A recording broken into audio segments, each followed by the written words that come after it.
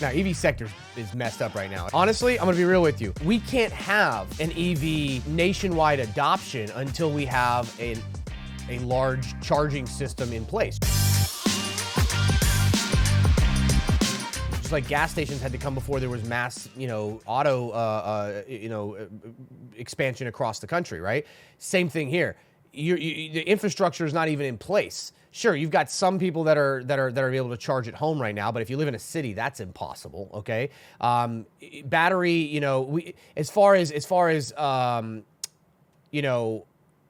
distance that you're able to travel, right? With a single charge, is actually going down. I mean, Tesla we talked about this 2 days ago. Tesla had to lower their range that they tout on their website because it turns out that they weren't being honest with the new with the EPA regulations. So they lowered it from 330 kilometer range to 310. So they lowered it by 20. So you have a very limited range, and you cannot have a global or a national adoption of EVs if you can't charge them.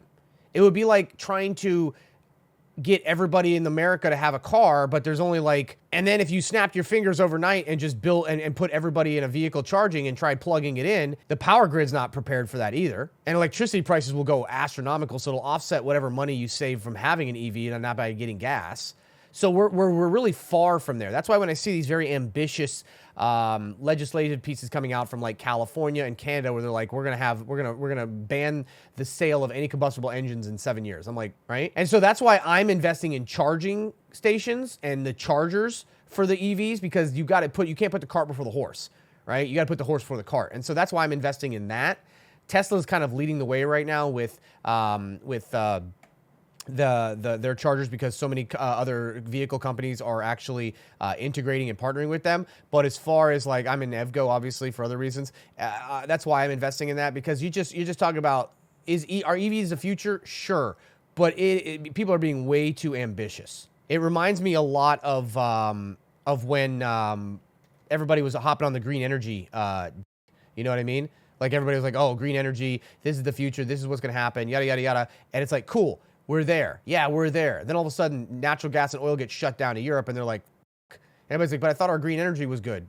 Yeah, as a supplement to some people, but we can't even charge one fucking town, let alone a whole nation or a whole league of nations. But dude, it's at $3 again. If you want to run it, go for it. You asked my opinion. I just don't think that it's. In other words, do I think it'll be worth more than $3 in the future? Yeah. Do I think it could go down significantly more before then? Yeah. Do I think there's better options in the EV market? Absolutely. Because let me tell you what my brain says. You are not going from combustible... Okay, this is just my opinion, okay? Which it doesn't matter because my opinion is... But here. You and I will be dead before all vehicles are electric, okay? Because don't even get me started on big rigs and logging trucks and all that, and how much that's going to take on the grid, and how much you're going to need for the stations and stuff like that. But when we're at 100% EV in the world, we'll be dead, okay? But here's my opinion, okay? And no, a reverse split doesn't count about being over $3. You know what I mean, okay? You are not going to go from combustible engine to EV. That is not going to happen. It is impossible to do that. You will have to go from combustible engine to hybrid to EV. It's got to be a progress. There's got to be progression there. Okay? You cannot cut that out. Okay? It's a gradual process. You're not going to flip a switch like Canada and California and said, all right, all combustible engines, all vehicles sold have to be fully electric by 2030. It's not possible. It sounds good. It's great for running for office, but you can't do that. So if I was going to bet on electric vehicles, I would do it with something like GM or maybe Ford, because they're at least able to sell combustible engines, continue to sell those, which are going to be the normal everyday vehicle, develop a hybrid because they've already got the combustible engine and all the stuff to build it, right? While also producing EVs that you can transfer to or transition to. So if I was betting on EVs, but I wanted to be in now, I would be in one of these for the future of that. They've also got the supply chains and the logistics and the warehouses and all that stuff, right? That's how I would do it. And then once we get to hybrid, then you start focusing on the companies that are going to be just EVs. Because EV companies, if they're going to survive outside of just government and venture capitalist money and subsidies pumping into them, they're going to have to actually revert and go backwards to build hybrids as well. You don't get it. Once they ban gas vehicles, it will be all EV. That's cute. You're like the guy. You're like a Reagan guy, right? Well, once we make drugs illegal, people stop using them. You think that a government's just going to ban combustible vehicles and then tell everybody, all right, now you have to drive EVs. All right, cool. How do I afford it? That's not on me. Well, now I can't go to work. I lost my job. Well, that's not on me. Well, now I can't buy things. Your economy's gone. Oh, wait, what? Try banning those trucks in a small town. No, we're not doing that, okay? These transitions are just on the sale of new vehicles. Again, the sale of new vehicles 7 years from now. And the reason I'm not trying to be a doom and gloom guy, but you really think the government, the federal government, all the states are going to get together and build an interstate network of electric vehicle charging stations in the next 7 years? Have you seen what they've been trying to do with their fucking high-speed rail in the West Coast? That's taken 30 fucking years. It was defunded. Of course it was. You think the government's not going to defund this shit, turn it over to the private sector? They're going to waste a bunch of government waste and contracts that is going to get overbid, overspent, underdelivered, and eventually they're just going to turn it over and spend even more money by giving it over to contracts to private companies, and then they're going to want more money. I'm not trying to be a dickhead. I just know how the government works. I was in the government. Okay, all right. I'm surrounded by government people. They know and I know how this works. You think your government is efficient? You have been lied to. Your government is inefficient.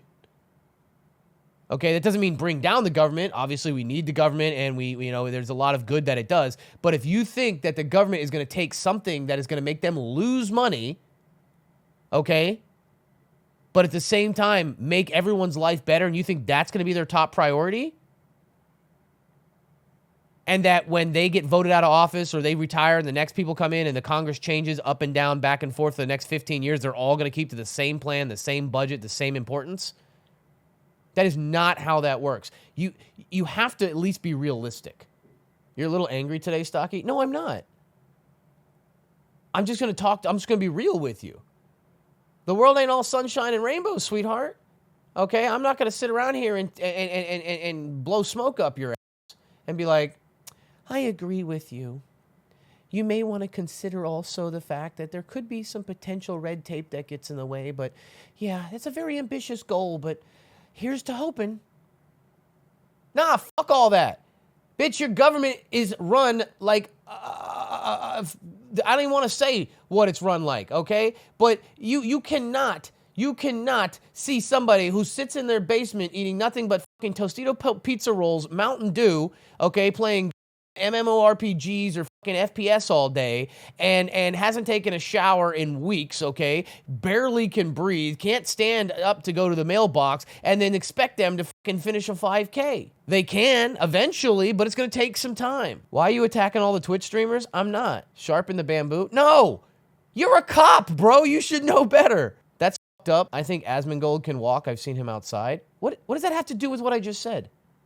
Sorry, EV charging station closed until further notice due to homeless people stealing the copper out of the chargers. Again, I told you guys from day one, you may not like being told things that aren't comfortable and aren't sweet and aren't fluffy and aren't along the narrative that you want to be reinforced or you want to hear, but that's not how I do things. Okay, the world's a very fucked up place, and I've been to the worst of the worst of the worst of it, and I've come back from it. So I'm not going to tell you it's all bad. There's a lot of good out there, but I'm going to prepare you for how the world really works. And if your little bubble of the internet and online and your little sweet cheek, whatever life you got going on, congratulations. But the moment you step out of that, if you're not prepared for the way it really works, you will get destroyed. you will get destroyed. And you will spend the rest of your life as a victim wondering why the world isn't fucking fair and why you were lied to and why you weren't told the truth and why you were held down because of X, Y, Z, when the whole reason is you weren't fucking prepared. No one prepared you for that way shit really is. I'm going to do that. I'm going to use jokes. I'm going to be cynical. I'm going to be a dickhead. But at the end of the day, I care. All right? That's how it is. Now, some of y'all might say you only see the negative in everything. No, I'm just a realist. I see the positive. Do I think electric vehicles will be part of the world one day? Yes. Do I think that we will have electric vehicles and everything will go well? Sure. Do I think that it's all sunshine and rainbows? No, it's going to take a long time, and there's going to be a lot of fucking people enslaved due to fucking resource mining, and we're going to do a lot of damage to the planet. A lot of the damage that we're going to not do by oil, we're going to do by ion lithium and batteries and the next level of batteries and that technology and what we're going to do with it. But that's just part of it, right? We feel good, but we hide the other shit. All right? It is what it is, right? I already told you this. You cannot, and this is going to sound fucking K-Comrade as shit, but you cannot have convenience without exploitation. Someday, Tesla's killing legacy automakers. This is like crypto. I'm just going to give you real, and everybody's going to think, oh, you're anti-EV, you're anti-Tesla. Fucking killing them, man. GM's out of business tomorrow, man. I don't know how they're, oh my, wait, up 14%. That means GM's increase in 1 year was more than every single Tesla sold combined in 1 year. And that's one legacy vehicle maker. Yes, they are growing and we're part of that adoption, but they're not killing it. You can't say Tesla is killing legacy vehicle makers, okay? Just Ford EVs sold last year. Not even the legacy, just the EVs, okay? Ford alone sold 72,000. That's just EVs, right? How many vehicles? Let's do vehicles. Just GM and Ford alone, 5 million vehicles. They're not destroying legacy vehicles. They're working their way into the system. We've got a long ways to go. Again, all I'm talking about, you're eating out of trash cans. What would you know? Please just gamble on blackjack and save yourself. I haven't eaten out of a trash can in years, bro. Where are you at? Ah, excuse me, 1.13. Okay. A little bit bigger if you take the global sales. Still, you're talking about Ford and GM, just U.S. sales alone at 5 million combined. Tesla's global was 1.31 million. Global, okay? Now, you haven't accounted for Toyota. You haven't accounted for Tata. You haven't accounted for Stellantis. You haven't accounted for it. They are making an impact, and they are there, but they haven't destroyed that. I'm not against Tesla or EVs. I'm just saying that remember, this is about Lucid Motors. This man is asking about Lucid Motors. Bro, how much you made on trading last year? Bro, like 80, 90 bucks? I love these kids who come in here thinking, man, there's another one of these stock shills. I'm going to show them. I'm going to take them down. And then they're like, and I'm like, nah, man, I'm just fucking around having a good time. And they're like, fuck. I personally don't. The whole point of this entire segment, or whatever you want to call it, was that I don't think Lucid is a good purchase at this point. Mazda sold 363,000 vehicles in the U.S. alone. Subaru 632,000. Nissan 900,000. Mitsubishi 19,000. I'm surprised they're still around. Kia 782,000. Toyota 2.2 million.